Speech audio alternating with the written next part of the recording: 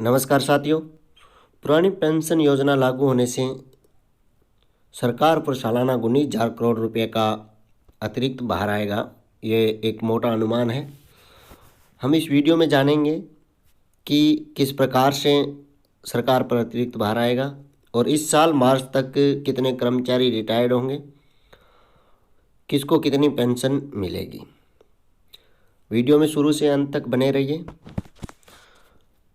जो भार आएगा वो कैसे आएगा, हम इस वीडियो में भी इसे विस्तार से समझेंगे। साथियों, पुरानी पेंशन स्कीम लागू करने पर काम शुरू हो गया है। 19,000 करोड़ सालाना भार पड़ेगा। 5.50 लाख कर्मचारियों को होगा फायदा। जयपुर से न्यूज़ है। राजस्थान में सरकार ने कर्मचारियों के लिए पुरानी पेंशन स्कीम लागू करने की बजट घोषणा पर काम शुरू कर दिया है।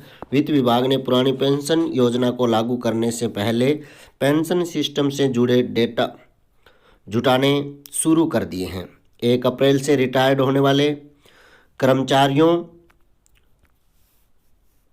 को पुरानी पेंशन स्कीम के हिसाब से करीब आधे वेतन जितनी पेंशन मिलेगी, जबकि नई पेंशन स्कीम में ये पैसा बहुत कम था। नई पेंशन स्कीम में कर्मचारी के मूल वेतन और डीए को मिलाकर 10% पैसा कटता है, वह इतना ही सरकार मिलाती है। वित्त विभाग में जयपुर से लेकर जिलों तक तैयारियां चल रही है। डेटा कलेक्शन का काम चल रहा है। एक मोटे अनुमान के अनुसार सरकार पर पुरानी पेंशन स्कीम लागू करने से सालाना 19,000 करोड़ रुपए का अतिरिक्त भार आएगा। इसमें सालाना 10% की बढ़ोतरी भी होगी। जी साथियों, नई पेंशन स्कीम में कर्मचारियों के मूल वेतन और डीए की 10% राशि राज्य सरकार को मिलती थी।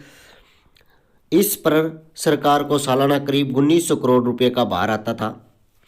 जो 10% एनपीएस में सरकार मिलाती थी, उससे 1900 करोड़ रुपए का सरकार पर भार आता था। सरकार पर ओल्ड पेंशन स्कीम लागू करने से तत्काल बहुत भार नहीं आने वाला, क्योंकि 2004 और उसके बाद सरकारी नौकरी में लगे कर्मचारी 2030 के आसपास रिटायर्ड होंगे। ऐसे में 2030 से फिर सालाना ये भार बढ़ता जाएगा। न्यू पेंशन स्कीम के 25,000 करोड़ बैंक में जमा हो गए हैं। न्यू पेंशन स्कीम के तहत कर्मचारियों के वेतन से काटे गए एनपीएस के अंशदान और सरकार के योगदान को मिलाकर करीब 25,000 करोड़ रुपये ट्रस्टी बैंक में जमा हो चुका है। इसमें से 13.24% राशि शेयर मार्केट और विभिन्न कंपनियों में लगाई गई है। निवेश की गई इस रकम की मौजूदा वैल्यू है 31,000 करोड़ से ज़्यादा है। साथियों, इस प्रकार से आप देख सकते हो सरकार पर अभी कुछ भी कोई वित्तीय भार नहीं आने वाला, 1% के बराबर भी नहीं है। 5.50 लाख कर्मचारी न्यू पेंशन स्कीम में।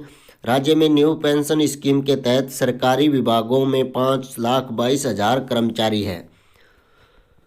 इसके अलावा 38,000 कर्मचारी है ऑटोनॉमस बॉडीज में काम कर रहे हैं। न्यू पेंशन स्कीम में 5 साल में 2,441 कर्मचारी रिटायर्ड।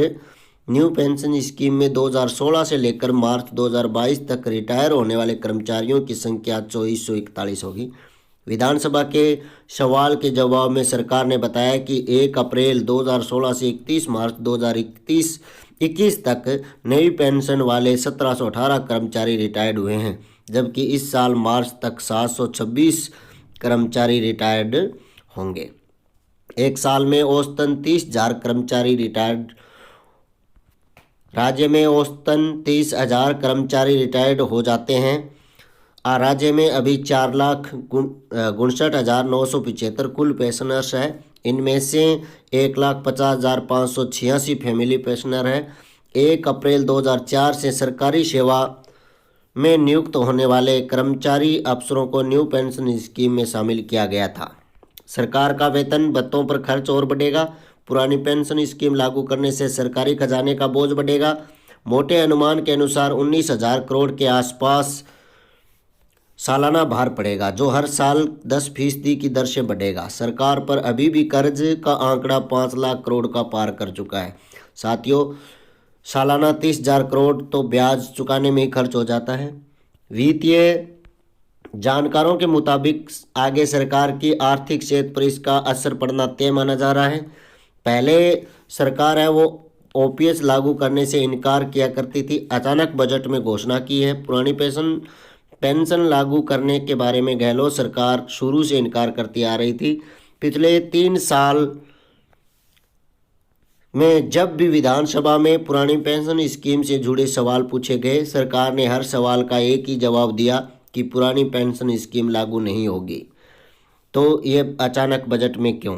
भविष्य में पेंशन भार को सराहनीय बनाने के लिए केंद्र सरकार की तरह राज्य में भी 1 जनवरी 2004 से और उसके बाद नियुक्त कर्मचारियों के लिए न्यू पेंशन स्कीम लागू की थी।